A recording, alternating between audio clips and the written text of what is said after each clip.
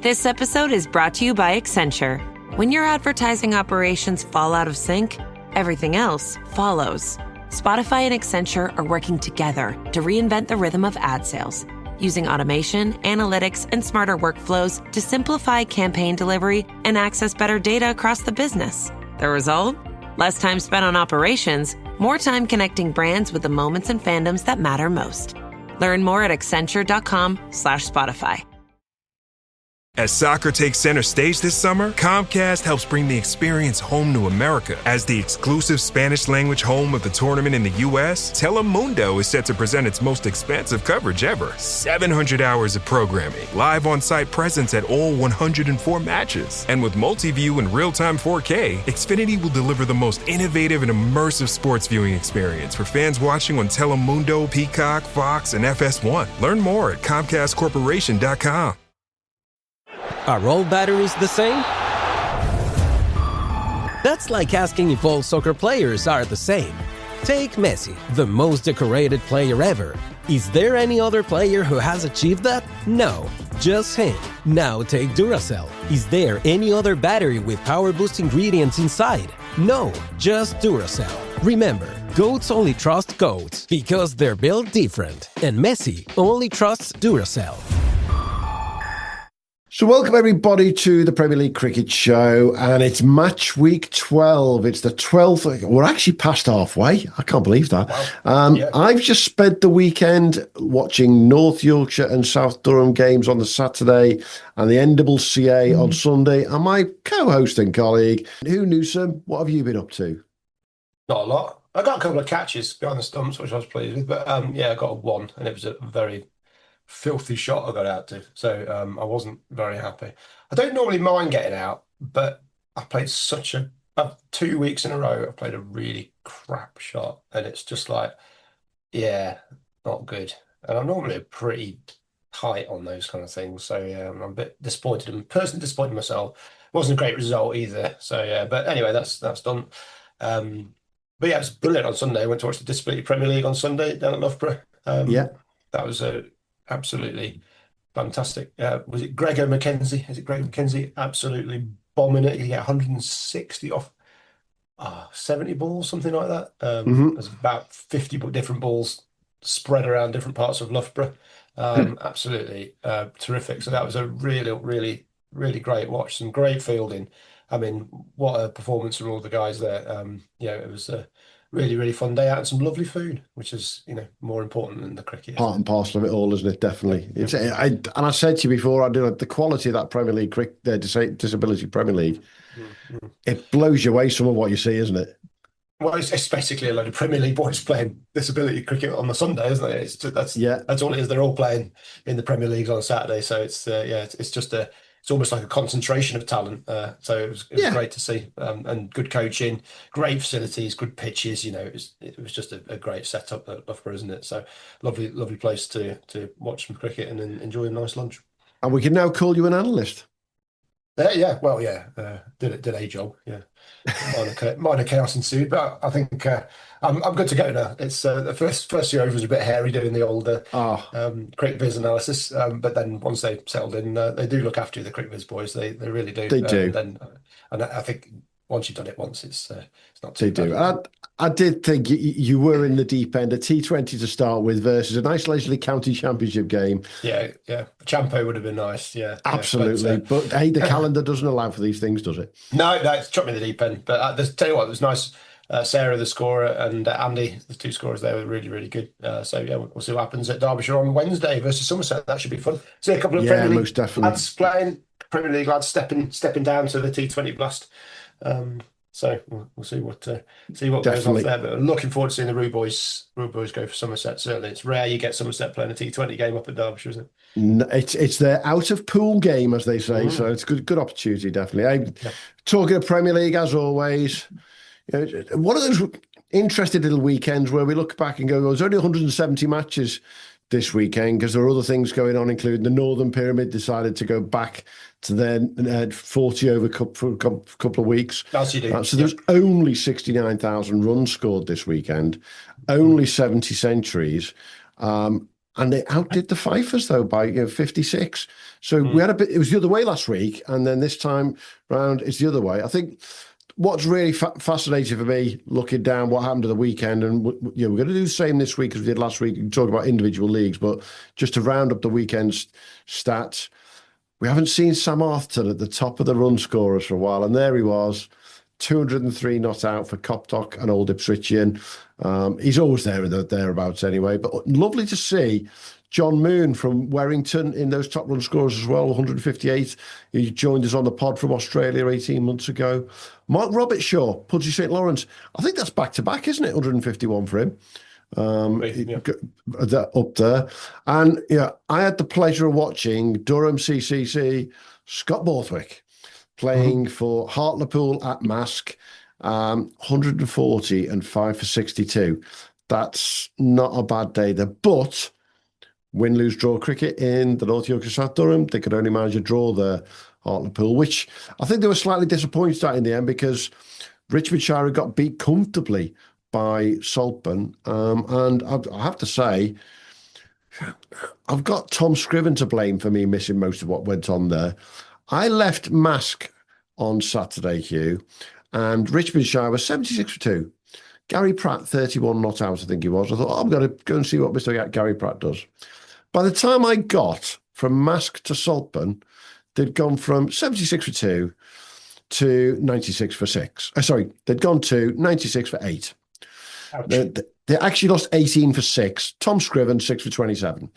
The Leicestershire player. It's like, okay, guys, you've made my life really difficult now because I thought I was going to say a nice long game, but Saltburn, to be frank, beat Richmondshire very comfortably in the end there. But great weekend up in the North East to see those games there and some fantastic NWCA on the Sunday and some very familiar names elsewhere in the bowlers this week, mate, as well. Yeah. Was Saltburn as you pictured it? The sort of the seasidey feel. I'm going to describe it with 2 words. 1, beautiful by the coast. 2, windy. Yeah. Very windy. But do you know what they've got? And I didn't know this. They've got what we would know as a Kimberley Institute slope. Oh. Not as big, because nothing's as big as Kimberley's, but coming down from the pavilion, slope like that. And I can imagine it's taken 1 or 2 by surprise on the day. Yeah. But lovely setup there, genuinely lovely setup. And they just were on it that day. And bear in mind, Saltburn have not been having the season that they'd like to this year. They were on it, and so that's a big win for them over Richmondshire.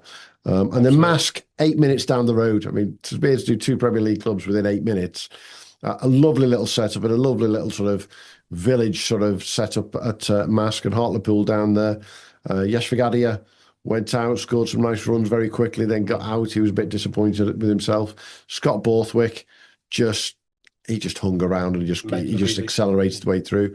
But good to see Craig Symington there, who we chatted to the other week at Loughborough, and spent a long chat later on with his lad Luke, who's out at the moment with a very small injury. Be back in a couple of weeks' time, and he's on that academy with Durham and on that cusp with the England under 19s, the invitation. Nice. It's great to be around those guys who are just on that cusp of going forward, isn't it? Yeah, well, as long as they're hanging around Premier League clubs, we're happy. Absolutely. The Scott Borthwick there, 140 runs and 562. Carl Brown, Lee, 61, 846. Roshi Kundiri, 122 and 4 for 21. Tanner Usman, 72 and 6 for 21. Josh Sullivan, 157, 2 for 15. Lewis Rees, 82 and 5 for 22. Benji Flores, 53 and 6 for 28. Chris Williams, 118 and 3 for 90. The top all-rounders also producing some serious bowling and batting performances. I mean, it's been a hell of a weekend for the all-rounders. I don't think we've had that many really top performances from the all-rounders this season.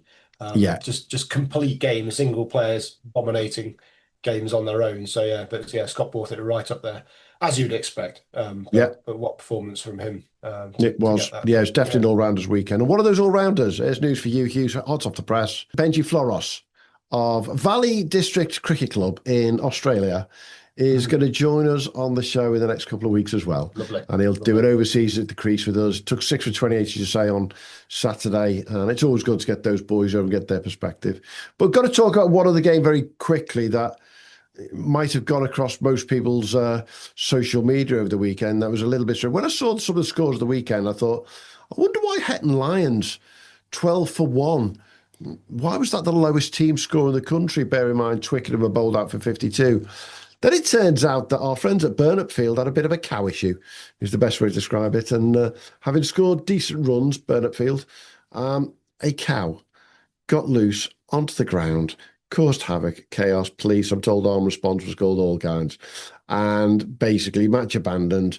And it's effectively cost Burnett Field second place in the North East Premier League, that one, at the moment. 12-1, match abandoned by cow. Doesn't say that one on Play Cricket, does it? No, and George Fishwick, so we've got an animal in the name there, has got a golden, well, not a golden duck, he did get a duck, so he probably got a cow. That's not very funny, is it? But anyway, again, there's one of our amusing stats where you got a duck in a game that's abandoned after 5 overs, and it's 12, you've got 12 on the board. And so Martin Ferguson and Jarvis Clay will be sitting there enjoying their red inkers and what was going to be a very interesting chase, because they had a lot of overs to go at 226, didn't they? But they'd already been one down. Be interesting to see where that game would have gone, but it certainly cost Burnett Field. It did. They were right up there. South North are obviously well clear in that league, but I think it's probably potentially cost Burnett Field second place. That has. But we'll see where that takes the rest of it. South North, though, are dominating that league at the moment, and it's great setup at South North when I was there yesterday to see that. Opposite end of the scale, though, great to see. We love it when our Premier League players, who are county players, come back. Great to see our friend Rory Hayden back playing for Leek at the weekend. 2 for 18 off 9 overs, playing against Porthill Park. Not surprisingly, Porthill Park 60 all out, and Leek got them in 20 overs. But even though that game was 45 overs in total, it wasn't the shortest of the weekend. It was just down the road in the same league. Whitmore bowled out, and Checkley 35.4 overs the entire game. You're talking about the sort of games there that really should you bother turning up, aren't you? Yeah, there was a few of them, weren't there? There's, like I say, Twickenham bowled out 52. You mentioned that Porthill. That's the 60. League 62 for 2. They got that. That's 45 overs. Caythorpe bowled out for 73 as well. So yeah, there was teams being scuttled very quickly. Barrow managed 417 for 5. That's the highest. Yeah, and what a game that was. That was the highest in the country at the weekend. 772 runs between Barrow Town and Newton Linford, with 3 players hitting tons in there. Sam Bates, another ton with 100. Robert Walker with 114. But Chase Rogers coming in at number 3 for Barrow Town. 112 off 63. He did not hang around, and you put 417 on the board. 355 Newtown Linford got to. That's a good go at the chase there, isn't it? But not as good as the biggest chase of the weekend, which was just down the road from us, and it was our friends at Spondon doing it again. They bowled out Swarkston for 294, I think it was. And then Joshua Breer, 120 runs, got them to 297 for 7 with the biggest chase of the weekend. But, and I've made a point on our socials when it went out today, never mind Joshua Breer and his 120. For me, star of the show that game has to be, without a shadow, Joe Ashdown coming in down the order for Spondon. 47 not out off 30 balls to take them home. 294 in 50 overs as a chase, 297 with 5 balls to go. If you look at the play-by-play, the ball-by-ball at the end, it was definitely Joe Ashdown got them over the road there, wasn't it? Well, it's a really close league now, apart from Denby, who also won and have just pushed themselves clear. But Swarks and Spondon were tight when they're together. That's probably put a bit of daylight between the two of them. And Denby just keep on winning. So it's looking like Denby's to lose, but there's still only a game in it. Spondon one back. Big game coming up.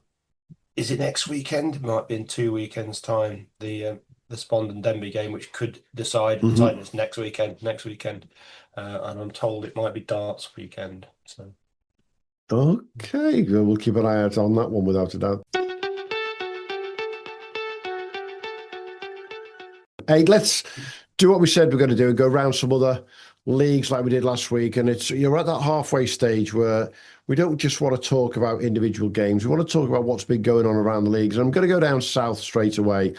So yeah, we're going to go down south straight away to the Surrey Championship, and one of the big boys down there with the big leagues. East Moseley, 33 points ahead at the halfway stage there. Is that a big enough lead to be feeling confident? I don't think so. But when you look, the East are 33 points back and a further 28 points back of Wimbledon, it does look a bit of a two-horse race at the top there. Whereas at the bottom of this Surrey Prem, the two clubs that got promoted last year, Normandy and Guildford, are down at the bottom. They're not far away, let's be blunt about it. But actually, you don't want to be down there halfway. But definitely two-horse race at the top, isn't it, Hugh? That's it, yeah. Finn Gordon's having a very nice time for Guildford, but they're sitting bottom. So despite his runs, Guildford absolutely struggling at the moment. It's a fairly close group at the bottom. You've got anybody from sort of Spencer down looking over their shoulders, but anybody from Banstead up looking up to sort of second place. But yeah, East Moseley looking like they're probably going to be comfortably winning it. Andrew Westphal, 24 wickets at just 11 for East Moseley. That is probably the reason why, not probably the reason, it is the reason why they're there. And he's just tearing it up. And they've got Tom Collins also helping out with the runs. He's got 400 runs at an average of 80. So when your runs are coming and you're getting wickets at a lower rate than anybody else in the league, that's pretty helpful. Michael Monday's done well for Reigate. He's not bowled as much, but he's got 13 wickets at 12. Steve Reeves at Wimbledon, 23 wickets at 17. Rich Oliver for Reigate's at 487 runs as well. He's got him at 80. So there's some good run scoring going on. But yeah, I think Guildford will be hoping that they have a quick improvement through the second half of the season. Otherwise, they're going to be in big trouble. Yeah, it's definitely a league of two halves. There's no two ways about it, is it? You East Moseley and East are at the top there, and then that bottom bunch, it's anyone's to play for for quite a long way to go. Finn Gordon, it's his first season at Guildford this year, and it's good to see a youngster doing really well there. Richie Oliver's been around at Reigate Priory, the second top run scorer there, and our old friend Jack Boyle, he's always in the runs. There's no two ways about it, and getting his 460 runs at 66 so far in the league. I think one of the ones that I'm quite impressed by still, Chris Jones, 10th place in the top run scorers. He's captain at Normandy, who got their first win at the weekend, beating Reigate Priory. Just those one or two wins at the bottom for Normandy and Guildford might make all the difference, mightn't they? Absolutely, yeah. And it's you get a reasonable amount of points for a win as well. So it's it's draw cricket available, isn't it? So getting an outright win is very, very valuable in this league. Yeah, definitely. So we're going to go all the way west now to a league that we love talking about year in, year out, down the Cornwall League, where it's fair to say last year's champions are not having it all their own way, I think is the best way to put it, Hugh. Yeah, Penzance top. They managed to pick up -7 penalty points, so I'm not quite sure what's gone on there. But there were 6 wins, but the top 3 teams have all lost twice, so it's very, very tight. Warrington sitting in 4th place as well. They've lost 3 times, but they're only a few points behind. So it's anybody from 4. Camborne sort of cut adrift from that group. Still in potential, but they look a solid mid-place. Grandpan Rodinson just at the bottom in a bit of bother. Mark Gribble, 400 runs at 80 for Warrington, is making a name for himself there. And Lachlan Crump and Wadebridge, 387 runs at 55. The 2 top run scorers, Benjamin Fletcher at 90 wickets at just 10. Penzance is the leading wicket taker, which is what's propelling them to the top. Ryan Jackson's got 19 wickets at 16, Jaden Mitchell 17 at 16, and Matt Lawrence 17 at 15 as well. Ben Smith's also got 17 wickets at 15. So there's some pretty low averages in the bowling department, and the batting averages there's quite a few in the 40s, but not too many. Heading up north of that, unlike Mark Gribble, so he's really the only one who's been able to put together some serious run scoring so far. If he keeps that going, Warrington will be hoping to propel themselves further up, but they don't seem to quite have the bowling of the other sides. But yeah, interesting to see where it goes. Games on the weekend were fairly pivotal. Warrington got a big win against Grandpan Road. Penzance beat Callington, and that was a really big game. they got it done. Callington 195 for 7. And then Penzance got it 4 down. Basil Akron with 87. That was a really big result for them. So that looks to be a crucial game early in the season. Wadebridge got a win as well. That turnaround between Callington and Penzance, crucial, because Callington were above them the week before. So that could really help them. Might turn that into a 2-horse race if Penzance form continues. We know how good they are. Yeah, 8 games to go, and as you say, the top 4 sides having won 6, and only Warrington lost 3, whereas the others have lost 2.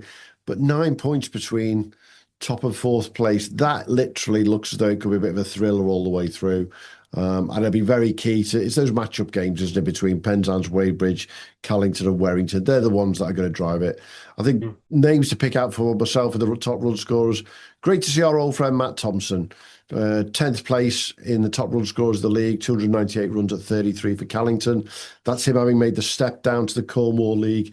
And he's just 1 run behind a certain Mr. Chris Dent with 299 runs. Nice battle between the two there. But Liam Lindsay still up the top there with 380 runs for Callington. I think what will be interesting for me is it's going to be those matchups between the top 4, and it's going to be the games where Grampound Road and St Just and St Austell come up against them at the bottom to see, can anyone pinch a few points here and there. It looks as though it could be a league that goes down to bonus points at the end of the day. Well, it could be. Those penalty points, Redruth picked up 10, and obviously and Penzance seems to have benefited +7 from that. So, yeah, or -7, whatever it is. But it's an interesting result. We'll have to look to see what that is. If that decides the league, it'll be an interesting one. Wouldn't be the first time we've had something strange sorted the league in the out West. We've had the west of England, and it just seems to be over that way, doesn't it? Definitely. So let's go a bit further north and get back up towards the Midlands, and a league that I don't think this year has really jumped out at me as it has done in previous years. But actually, when you look at the top of the Lincolnshire League, very similar to the Cornwall Premier League, there's 4 sides within 12 points after 10 games. And the key thing to remember here in the Lincolnshire League this year, Hugh, is it's only 10 in the top division. So instead of having 22 games, 10 games gone, only 8 to go. And with 9 points between the top 3, 12 between the top 4, that's going to be tight all the way to the end in Lincolnshire. Absolutely. Well, it's tied to his is the name of the league. He's hit nearly 800 runs at an average of 97 for Woodall Spa, who are only 7th. So they're getting all those runs from Tob to here, but he's not he's helping the team, but he's not getting a lot of support, is he? Sleaford, Scunthorpe, Bourne, and Bracebridge Heath all in the fight. It's only 1 win. Sleaford have 1 win more than those other 3, but they look well set. I mean, even Burley Park and Grimsby are not too far back, so it could go right down to the wire here. I think anyone's capable of beating anybody else in that sort of top 6. Noman Abid, 21 wickets at 14, Walter Kinlock 20 at 15, Ray Toole 18 wickets at 16, and Hayden Ty 17 wickets at 15 are the top wicket takers. But yeah, when you got to here, which is basically one of the top run scorers in the country, Prishnu Kunduru 587 runs at 83, and then there's a bit of a gap down to Sean Solier, 400 runs at 55. The top run scorers in the country, but the Sleaford boys. Sean Solier is leading the way. Just a good all-round team performance. There's nobody really standing out for them with the ball, but they're obviously getting the job done week in, week out. Absolutely. Well, he is 3rd place nationally tie-up to here at the moment with 779 runs. But he's 3rd place in total, but across the top 10, he does have the 2nd highest average with 97.38. But leading the way nationally, as of this weekend, our old friend, Sav Pereira, 789 runs at 98.63, Hugh. I mean, that's class, isn't it, to be up at that level? He is playing cricket literally every day of the summer. It's kind of I want a tracker on. Like they've got Elon Musk's plane tracker, or they did have. You want is Sav Pereira playing cricket tracker, and I reckon It'll just go. You might as well just be a green yes. If it's between April the 1st and September the 30th, there'll be just a yes. He's playing cricket somewhere. We could almost start a social, couldn't we? Where's Sav today? Yeah. Sav playing today, but yeah, he's having a great season with Cavs. He didn't quite have the season he would have liked last season. I mean, he still did very, very well. Don't get me wrong, but he is the kind of guy that can score 800 runs at an average of 100 and get you a load of wickets as well. So he's certainly doing that for Cavs. But yeah, it's hope to hear only 9 games, 800 runs nearly in only 9 games is a remarkable performance. And I think what I will do after this week now, Hugh, get round to it later this week. We've 12 weeks into the season, we've got players at 789, 784, 779 and 776. I think we'll start our socials that we do every year, race to 1,000, because there's going to be one of these boys in the next 2 or 3 weeks are going to get to 1,000 runs, aren't they? A good double 100 and you won't be far off in the first place, definitely. So that was the Lincolnshire League. Shall we go up to our friends where we love a bit of North Wales cricket because we always have fun with the names more than anything. But this year it's fair to say it's a really, really tight league at the top end. Again, 9 points between St Asaph and Menai Bridge, 8 points further back Brimbo, maybe a little bit of a gap to Denby. The only thing that stands out in the league for me is that Haywarden Park, they're almost gone already with 36 points at the bottom, Hugh. Those who have played recently, are they? I mean, competition mode in North Wales. Did they play? Did they do their T20 the weekend? I think I've not had a So there wasn't. Yeah, I think it could well have been T20 weekend or something like that. But the last games we got on the 27th of June, St Asaph top. It's the middle. There's a group down to Moxter, Denby, Brimbo, Menai Bridge, St Asaph, all in with a shout. You think Northrop probably going to be safe, and then Haywarden Park stuffed essentially. They've not had a good season. They're only on 36 points, and then you've got actually Mould upwards up to Northrop. So 6 to 9 are all potentially in relegation trouble because Haywarden Park have done so poorly that everyone else has got points off them. But Carl Williams at St Aphas is leading the way, and then to the top of the table, nearly 600 runs at 65. Matt Jones at Menai Bridge, 19 wickets at 13. The top 2 is the top wicket taker, Manoir Sam Sodian, 90 wickets at 19. Sam Lewis at Denby, 19 wickets at 16. Those are the top 3. But it's certainly a fairly balanced league, I would say, between wickets and runs. And we'll see what happens over the next few weeks. But I don't know whether it's a 2-week break or whether it's just a week off. I'm not sure. Yeah, we'll have a look at that. I mean, what stands out for me in particular, though, is Haywarden Park, who are in bottom place with 36 points. They did come up last year with Mould, who are second from bottom. But just above them are last year's champions, Bangor, in 8th place. Nowhere near the sort of form that they had last year. But here's the more remarkable stat for you. 5th place in the top run scorers, Jacob Duca, Haywarden Park, who are bottom of the league. So there's somebody up there. The second best bowler in the league, Munawar Samasodian, as you say, he's at Mould, who are second from bottom. So they've got players in those teams who can clearly drag them out of these areas where they don't want to be. It's just the whole squad needs to come together potentially, and not maybe just 1 or 2 players by the looks of things. That's it. Well, Jacob Duke is the Kiwi overseas at Haywarden Park, so obviously the overseas is pulling his weight as best he can. But you need people to go with him, don't you? And if they're not, they haven't got the depth, then it's tough. It shows you what the jump ups are like into the Premier League. You need to be prepared. And it's tough, and it's looking particularly tough. It's one of those seasons for Haywarden Park. They look like they're going to be not enjoying themselves if they're getting hammered every week. Absolutely. Just up the road from the North Wales League, let's go and talk about the Liverpool and District Premier League. We know what Ormskirk won it 3 years back to back last year. It's fair to say our friends at Ormskirk, national champions, are not having their own way this year, though, are they, Hugh? No. I mean, Ormskirk won it last year, the year before, and the year before that. It was a bit tighter last year. Northern pushed them as close as anybody has over the last 3 or 4 years. But it's been Ormskirk, Northern, Ormskirk, Northern, Ormskirk, Northern. Lee have been third 4 out of the last 5 years.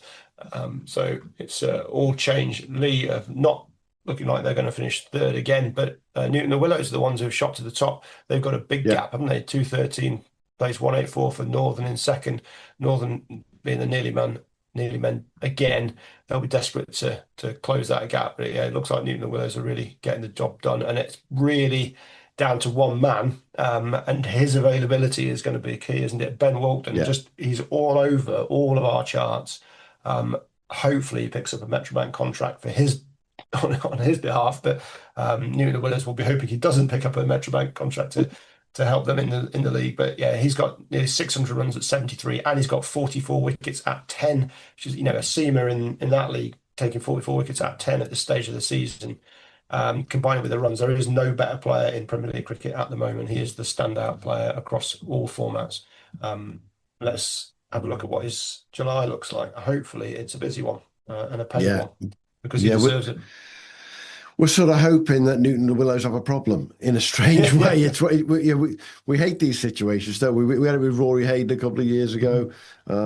Thomas Roo's not going to play for Taunton St Andrews much now. He's going to be T20 and Metrobank for Somerset. If Ben Walton can get himself a little Metrobank contract, we will be the first to applaud that, without a doubt. He's not only the top wicket taker in the Liverpool district, he's top of the country. And I can't remember in Premier Leagues over the last 2 or 3 years having a seamer top 5. Maybe might have had one squeeze top 10, but also we've had seamers up there, but I think we've not had an all rounder up there. Not somebody that's taking the wickets and getting the runs. I mean, all rounders are gold, aren't they? Absolute gold dust if you can perform. And I assume his fielding's good. I've not seen him live. But yeah, I'm sure the boy can field if you can do everything else. And this is without, pro backing. So he's one somebody's got to take a punt on him. We've moaned about it quite a bit.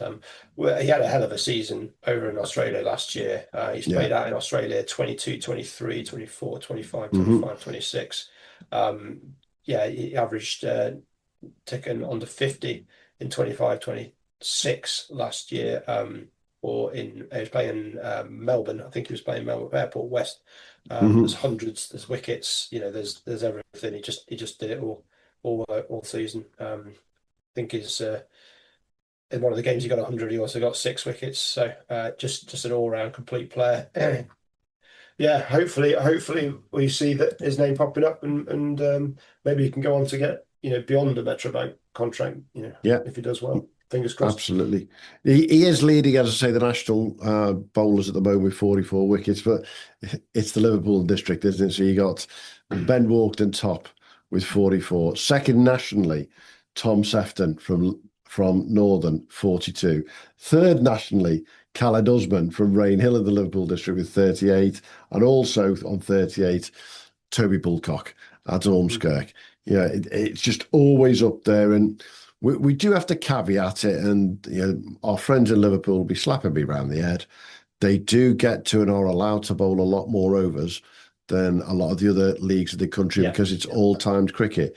But it doesn't matter how many you bowl, you've still got to take those wickets, haven't you? Well, he's still averaging 10. I mean, he's not going for any runs either. So there's not many people in the country can average 10 as a seamer at this stage of the season. I think, off the top of my head, Adam Gauss got about 70 wickets as a seamer at a similar average last year, and he's already halfway to that. He's heading for 88 wickets at the moment.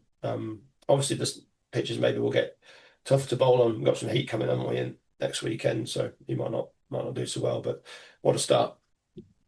Yeah, most definitely. Let's go across to the other side of the Pennines and talk about the Yorkshire North League, where Castleford won the league last year. And it's fair to say they've had a decent start to the season this year as well. Yeah, Castleford doing all right, aren't they? They're sitting second, Clifton Alliance top, but it's very, very tight. Those two have got a bit of a gap between the two of them. Sheriff Hutton Bridge in third, Harrogate fourth. Carlton Towers, who came up last year, that's correct, isn't it? Came up last year. Yeah, they're struggling in the realms of heading straight back down. Along with Stamford Bridge, who also came up last year. So the two promoted sides looking like they're both in a bit of trouble. But yeah, Castleford doing very well. They're doing well, but they haven't had the big performances from their players. I mean, they've got players doing well, but there's nobody in the top 10 in the league run scorers for Cass. Nope. Which is a sign of some depth. I always think that if you're doing well and you haven't got lads, bagging hundreds every week, then you are a winning side. Dave Wainwright, of course, makes a difference any day of the week. He's got 28 wickets at 7.5, so he's making it look a little bit easy for Castleford. He's probably the difference maker for them. Hayden Walsh Jr. 25 at 17, also in the top, which we can take us along with Ed Morrison in the top 10, 22 wickets at 14. So those wickets are absolutely crucial, and they're just team performances with the bat. If they can get a few lads maybe pushing towards that top 10, it's going to be hard to beat them. But Cutting Alliance at the top, and they do have a player in the top 10 run scorers, Ed Wade, 466 runs at 22. He's their man. But yeah, Chris Dixon with the ball for them, 24 wickets at 21, along with Sam Grant. So I think it's the wickets seem to be more important than the runs in the North Yorkshire League. We'll see where it goes. But yeah, there's a few lads, Knaresborough, Driffield Town, York. You would think those guys would have been slightly disappointed with their position. Maybe not Knaresborough, but York and Driffield would hopefully hope to have pushed a bit higher up. But yeah, it looks like a two-horse race between Castleford and Clifton at the moment. Yeah, Toby Finley leading the run scorers there, is 7th in the country with his 714 runs. So he's doing well there. I think I'm just looking at those bowlers' numbers and just going, that David Wainwright taking them at 7.5. That's the difference at the moment for those guys at Cass, isn't it? And is it going to be a sum of the parts rather than one or two people making the star shows? They've had a couple of really close wins in the last few weeks as well. A couple of last ball wins. One where I think they scored the runs with the last ball. One where they took a wicket with the last ball. So for Castleford, they're living on the edge is the best way to put it. But there's a long way to go. There's 10 games to go in that league. So it's a long way to go the rest of the season. I've got a sneaky feeling though, and I said it before the start of the year still, that Sheriff Hutton Bridge could stay on those coattails all the way through. If Mark Fisher could keep taking wickets, as he's done at 12:30 at 12.6, and if the batters can get themselves getting into that top 10 as well, you might just see Sheriff Hutton Bridge put some pressure on the top of that league, I think, Hugh. Yeah, David Wainwright there, it's 7.5. That's the highest, the lowest average, best average of anybody in the country who's taken 20 wickets or more. Wow. By a mile. So there's a few lads ticking in the nines, but yeah, nobody's bowling like he is at the moment with over 20 wickets. So yeah, a very, very useful contribution from Dave Wainwright, his experience proving valuable once again. Most definitely. Let's go across the other side of the Pennines again and go to our friends in the Northern Pyramid, who they're having a couple of weeks off at the moment to play their 40-over trophy again. Now, remember what Matt Taft said at the start of the season. He did say this could be anyone winning the league because they've gone from 12 teams down to 10. And I think when you look at the league table right now, Hugh, Leyland in top place with 82 points, Carlisle second, having been promoted with 77, Netherfield with 77, Blackpool 60, even Garstang at Longridge with 64 and 53. Mr. Taft wasn't wrong. It could go any way, this one still. Yeah, Leyland looking like that little bit of a gap along with Netherfield and Carlisle, but really anybody from Chorley upwards can still think they're in with a shout, give or take a few results. I think there's a few nil results costing teams here. Leyland have managed to get 6 wins and 3 losses along with Carlisle. Netherfield have had a no result in there, as have Blackpool, Garstang. In fact, all of them have got no results. So yeah. It's basically, have you been able to play? And if you have been able to play, have you been able to win? Seems to be the difference at the top.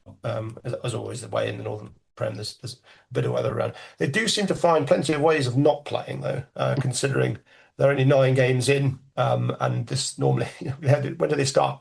Late May. They're already having a week off. So yeah, you think if you're going to have a week off, maybe don't have it when the weather's nice. Yeah. But yeah, who knows when the weather's nice in the northwest. Matt DeVilliers for Longridge. He's doing very nicely, 480 runs at 50. But yeah, it's not the run scorers league, as is to be not surprised. But yeah, Abda and Galliam, 414 runs at 50. Zafania, Ariatwi, 395 runs at 43. John Huck at Netherfield, He's not got tons of runs, but he's averaging 81. His 300 runs coming at 81. He's sort of the best run performers. Liam Hurt, Abdu Dayam Galim, again, 31 wickets for him. Liam Hurt with 34. Lahuru and Madhushankar, 23 wickets at 12 are the top 3 wicket takers. But yeah, it's certainly Leyland looking good. Leyland and Carlisle. It's that trip up to Carlisle. People getting a bit car sick on the way up, aren't they? That's a hell of a road trip. You've got to get there early and get yourself set up. It's proving to be a tough place to go. It is, most definitely. I think a couple of names I pick up there. Callum Rowe in 8th place, the top run scorers with 300 runs. Ex-Castleford moved over to Cumbria for work, I believe, and he's now playing at Carlisle and doing quite nicely there. I think what's impressive for me is when you see Netherfield with Abdu Dayan Galiem, they've got him in the run scorers with John Hook. They've got him in the bowlers together with Ollie Wildman, who's taken 19 wickets at 20. Yeah, that's why they're up there together with Leyland, Andrew Jackson, 10th place, and Liam Hurt in the bowlers. They do seem to have a good mix, these guys, at the moment. Will they be able to continue at the top? I don't know. It's been a while since we've seen Leyland right up the top of that league, as far as I can remember. But they're halfway through. I do think Taff was right, though.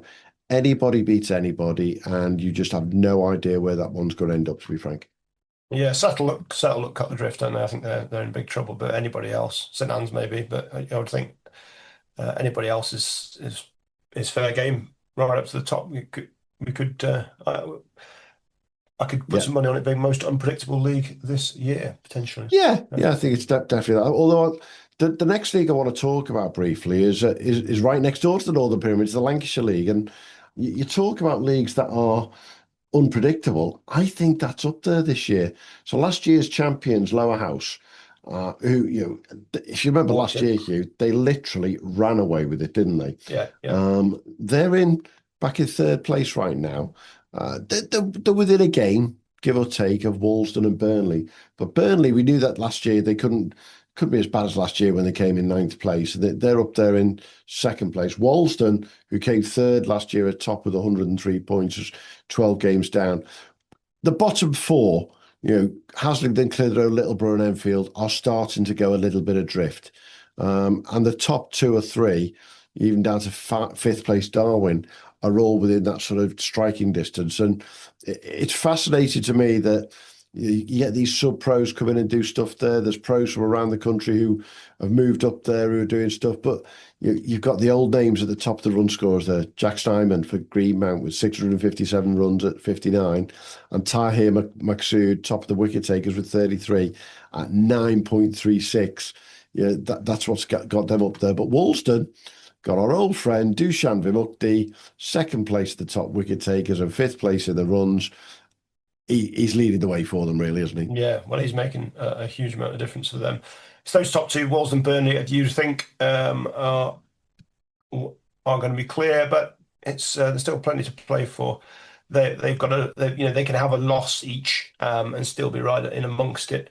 Like I said, Enfield up to Haslingden in trouble, and there's that middle group. I mean, everyone from Todmorden up, in fact, Greenmount up in 8th. Do you think who would still be able to, a couple of wins on the bounce and a couple of losses for opposition could make things interesting? But yeah, Jacques Snyman's 650 runs at 60, and Diego Rossier, Jake Hooson, all scoring very, very well. But yeah, it's hard to look past old Dushan, isn't it? He just is really good at cricket. If you've got someone who's really good at cricket, you tend to win more than you lose.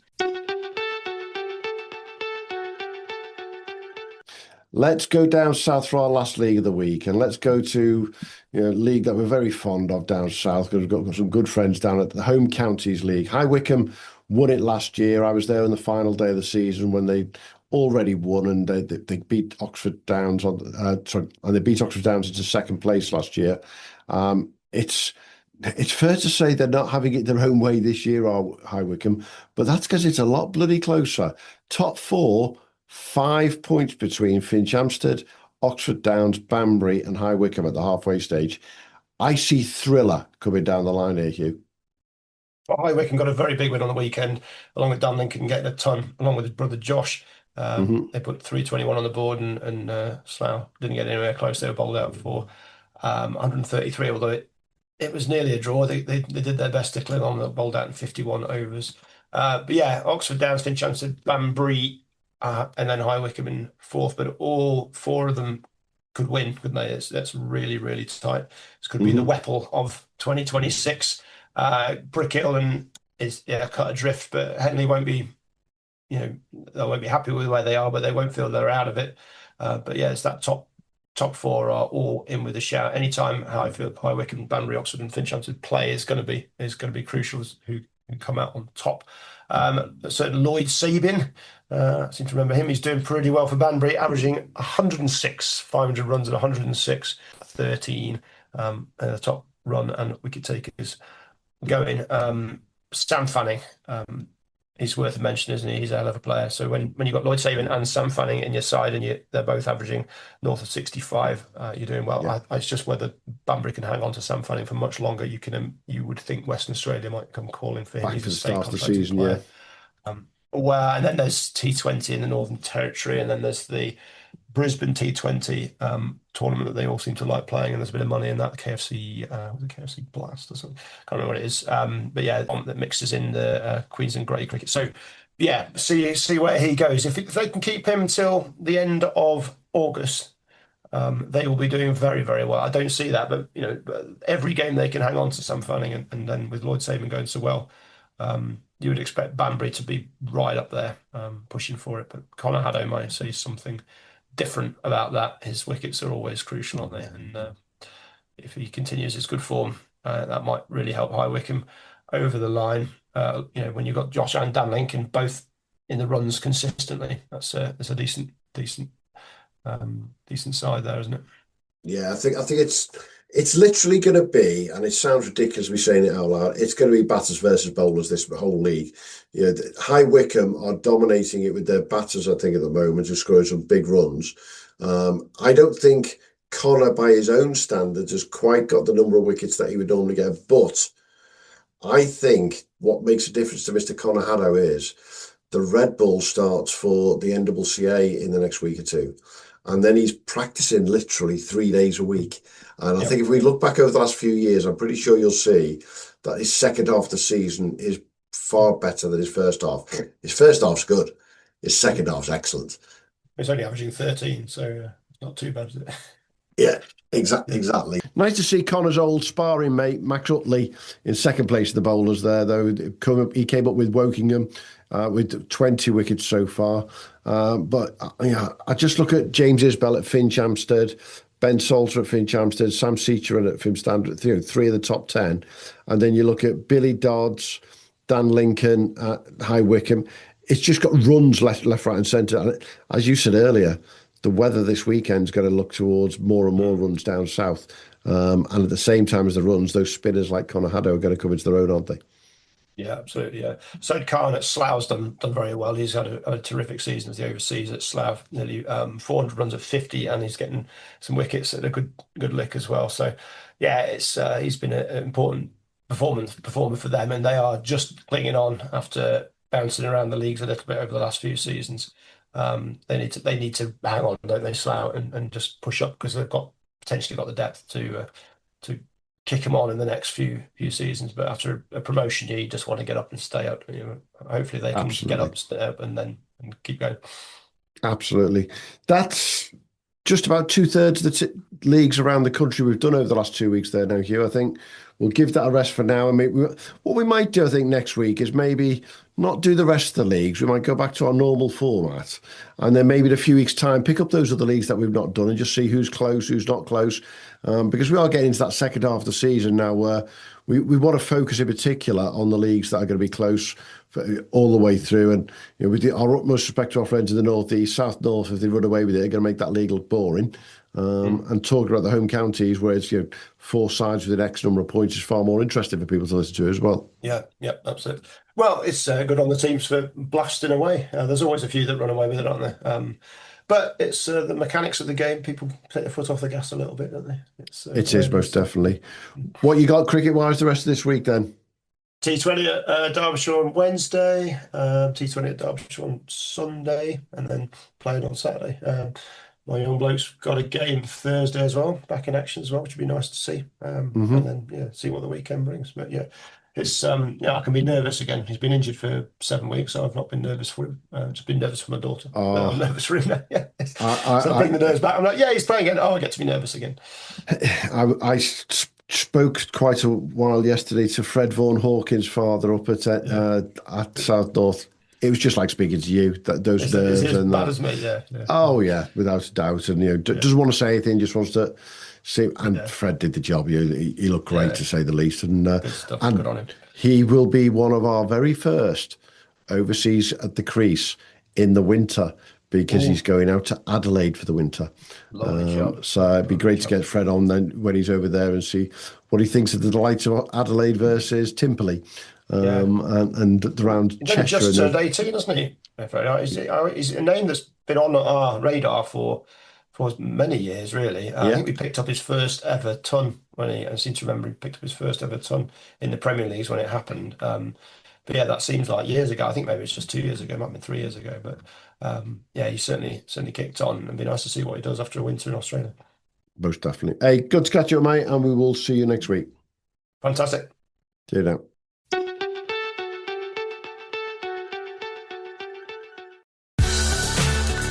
Thanks for joining us at the Premier League Cricket Club. We'll be back soon with more from the world of Premier League and NCCA cricket. But in the meantime, don't forget to subscribe, leave us a review and follow us wherever you get your socials.